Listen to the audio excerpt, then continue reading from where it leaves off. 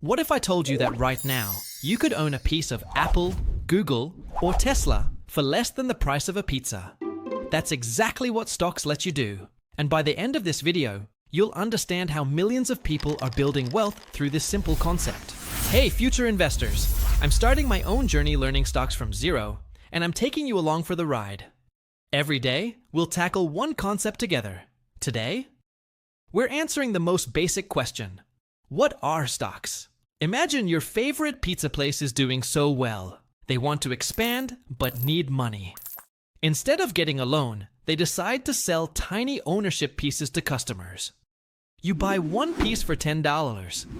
Congratulations! You now own a microscopic slice of that pizza place. That's exactly what stocks are. When you buy Apple stock, you own a teeny tiny piece of Apple. Their iPhones, their cash, their stores, everything. You're literally a part owner. Here's where it gets interesting. Stock prices work like concert tickets. When Taylor Swift announces a concert, what happens? Everyone wants tickets, few people are selling, so prices skyrocket. Same with stocks. If Apple announces they've cured aging with their new iPhone, everyone wants Apple stock. More buyers than sellers? Price goes up. But if Apple reports terrible sales, people panic sell. More sellers than buyers? Price goes down. It's pure supply and demand, just like your high school economics class. Perfect example from 2024. When Nvidia announced their AI chips were in massive demand, their stock shot up 239% in 1 year. Why? Investors realized AI was the future, and Nvidia was the king. Demand exploded. But remember, it works both ways.